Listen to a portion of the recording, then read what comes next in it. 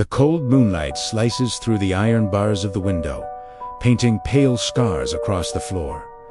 I jolted awake to a sound, a muffled, rhythmic thudding from somewhere below. Asterisk, knock, knock, knock.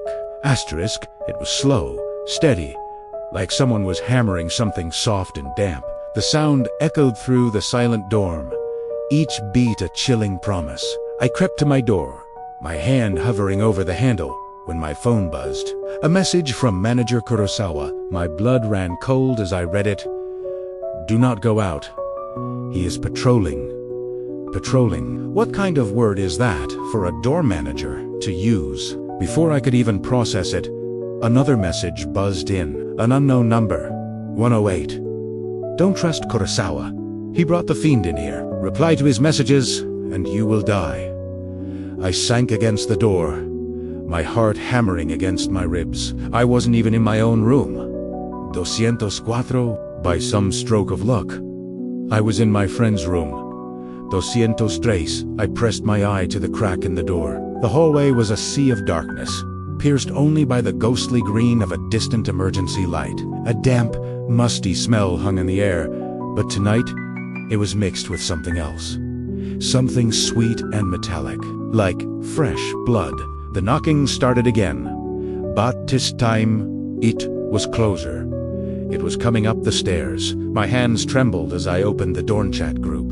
A few frantic messages had already appeared. From room 102, someone be quiet.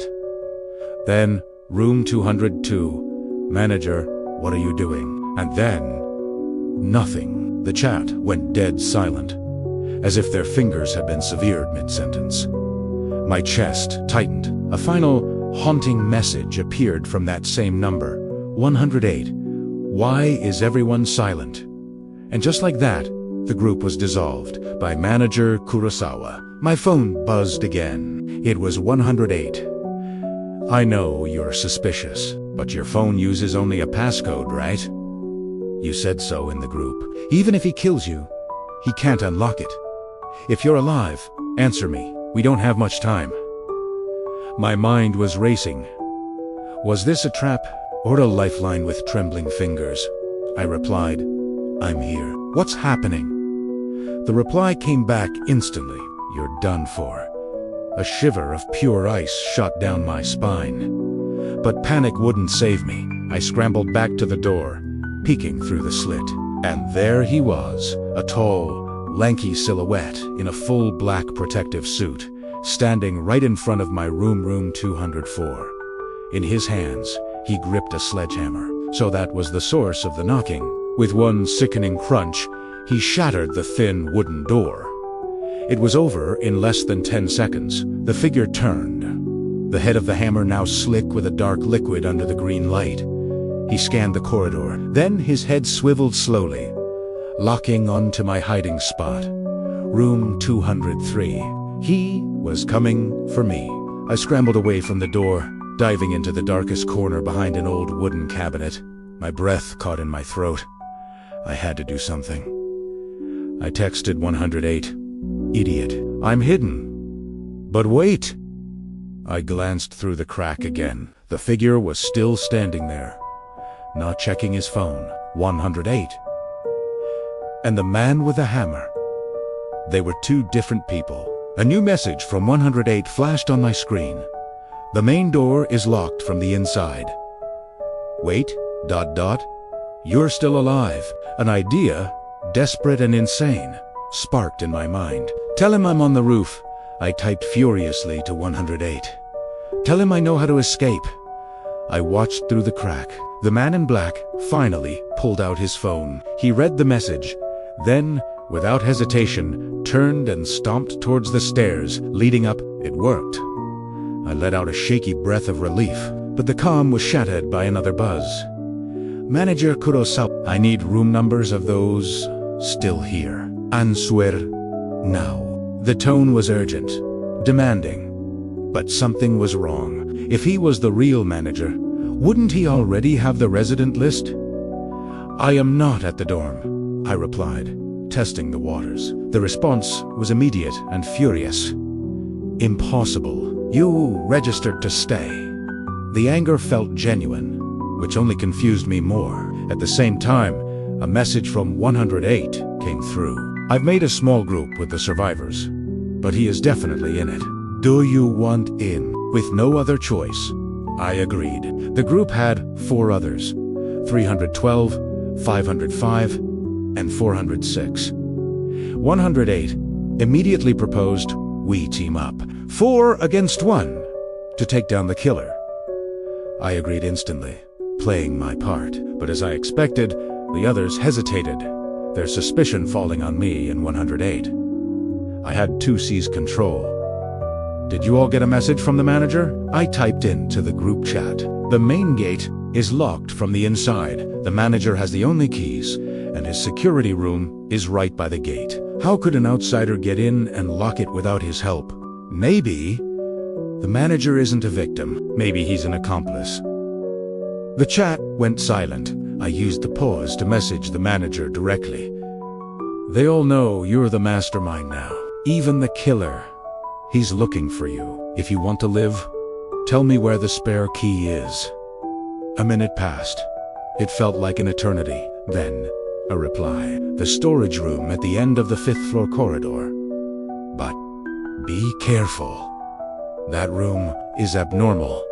That warning sent a chill down my spine. I immediately forwarded the location to 108. Got the keys, lure him away.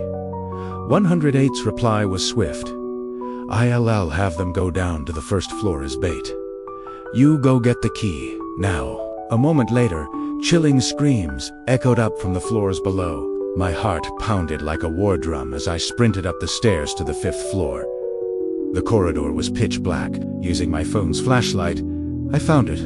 A storage room at the very end, its wooden door swollen and cracked. As I forced it open, a disgusting, rank stench washed over me. The room was tiny, crammed with old junk. Black stains smeared the walls, and a dark, dried pool of something stained the floor in a corner. I yanked open the first wooden cabinet. Something small and white rolled out and clattered on the floor. It was a human tooth. I recoiled, bile rising in my throat. But then I saw Ita Kiring, hanging from a hook inside the cabinet. Primera es nached. Italiano. I have the key, I messaged 108. His reply was cold. Only the manager left. You know what to do? I sent my last message to the manager. I have the key. The others are drawing him to the west stairs. Come to the east stairs. Then I turned and bolted for the west stairs, leaving the manager to his fate. As I ran, I heard heavy footsteps from the east, followed by a final, choked-off moan. Down on the 1st floor, 108 was waiting, his face half hidden in shadow, a strained smile on his lips. I nodded, pulling the keyring from my pocket, my hand trembling. The massive iron gate stood before us. I tried the first key. Nothing. The second.